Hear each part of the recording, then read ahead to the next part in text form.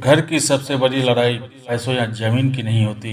सबसे बड़ी लड़ाई होती है मैं सही हूँ और तू गलत है। तीन भाई एक ही घर में रहते थे, लेकिन हर दिन उनकी आवाजें दीवारों से टकराती थी, क्योंकि हर किसी को बस अपना सच साबित करना था। माँ समझाती थी, बेटा, सच वो नहीं होता जो तुम्हें सही लगे, सच वो होता है जो रिश्तों को बचा ले। लेकिन उस दिन जब अहंकार रिश्तों से बड़ा हो गया, पूरा घर बिखरने के कगार पर पहुंच गया। आखिर सच कौन था और किसने झुककर रिश्ते बचाए? आइए जानते हैं इस कहानी के माध्यम से। रात के 9 बज रहे थे। एक बड़ा परिवार जिसमें तीन भाई राजेश, सुरेश और महेश तथा उनकी तीन पत्नियां और बच्चे रहते थे। पूरा घर चहल पहल से भरा हुआ था, परंतु आज घर का माहौल बहुत ही बोझिल हो गया था। राजेश जोर से बोलता है, मैंने जो कहा वही सही है। अगर इस घर का फैसला लेना है तो मेरी राय ही चलेगी। सुरेश गुस्से में उठता है और बोलता है, क्यों, तुम क्या भगवान हो कि तुम्हारी हर बात सही और हमारी हर बात गलत ही क्यों लगती है? और महेश भी तुनक कर बोलता है, हाँ, हमेशा यही होता है। हर बार तुम हमें नीचा दिखाते हो। और इस तरह घर का माहौल एक युद्ध भूमि की तरह बन गया था। ये सारी बातें उनकी बुजुर्ग माँ अपने कमरे के कोने में बैठी सुन रही थी और रो रही थी। उनकी आंसू रुक नहीं रहे थे। अपने ही घर में ये सब देखकर वह अपनी आंसुओं को पोंछ रही थी, जो रुकने का नाम नहीं ले रहे थे। वो सोच रही थी कि जिन बेटों को मैंने साथ पाला, आज वह सही गलत की लड़ाई में एक दूसरे के दुश्मन बन गए। माँ धीरे से बोली, बेटा, झगड़ा तब होता है जब मैं सही हूँ साबित करने में ये सब चाहते हैं, परंतु ये कोई नहीं देखता कि असल में सही है कौन और सबसे सही क्या है। बल्कि सबसे ज्यादा सही होता है अपने रिश्तों को बचाना। पर उसकी बात किसी ने नहीं सुनी। तभी उनके घर में पास के पड़ोसी शर्मा जी आते हैं। भाइयों, मुझे माफ करना, लेकिन बाहर पूरा मोहल्ला तुम्हारे झगड़े की चर्चा कर रहा है। लोग कह रहे हैं इतने बड़े घर वाले होकर भी आपस में एक नहीं है। राजेश, सुरेश और महेश को शर्म तो आती है, मगर अहंकार भारी पड़ता है। राजेश कहता है, लोगों को क्या पता, हम सही हैं बाकी गलत। अचानक खबर आती है, गांव से पिताजी की पुरानी जमीन को लेकर कोई विवाद हो गया है। गांव के लोग कहते हैं, अगर तुम तीनों में एक राय नहीं बनी तो जमीन सरकार ले लेगी।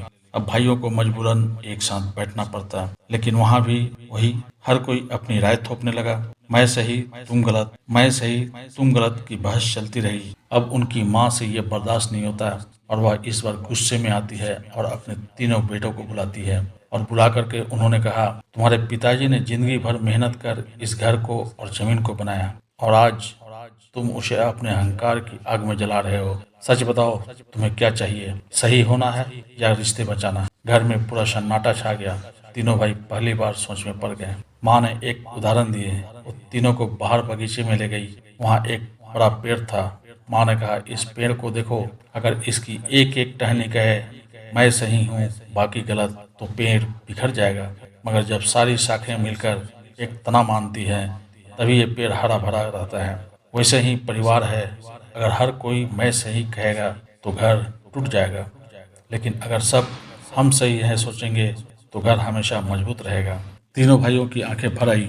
राजेश बोला, शायद हम सच में अपनी अपनी सही साबित करने में इतने अंधे हो गए हैं कि असली सही को भूल गए हैं कि हम एक परिवार हैं। सुरेश ने कहा, हाँ, गलती ये नहीं कि कौन सही है, गलती ये है कि हमने अपनी गलती मानने की आदत छोड़ दी है। महेश ने दोनों को गले लगाते हुए कहा, अब से हमारी लड़ाई ये नहीं होगी कि कौन सही है, बल्कि ये होगी कि हमारे रिश्ते कैसे सही बने रहें। माँ की आंखें में चमक आ गई। घर का माहौल बदल गया। भाइयों ने न केवल जमीन का विवाद मिल बांट कर हल किया, बल्कि मोहल्ले में एक मिसाल कायम की। तो दोस्तों, इस कहानी से हमें यही सीख मिलती है कि रिश्ते में सबसे बड़ा झगड़ा सही गलत साबित करने का नहीं, अहंकार का होता है। गलती मान लेना कमजोरी नहीं, बल्कि रिश्तों को बचाने की ताकत है। जो हमेशा मैं सही हूँ सोचता है, वो सबसे गलत साबित होता है। असली सही वही है जहाँ प्यार और समझदारी हो।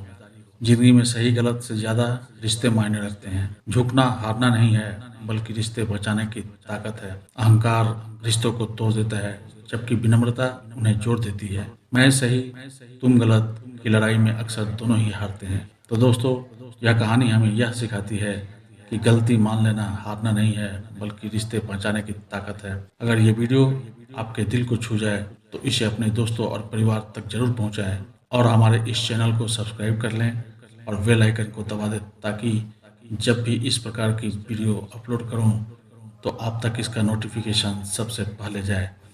तो दोस्तों, इस कहानी को यहीं समाप्त करता हूं। फिर मिलते हैं एक नई कहानी के साथ। धन्यवाद।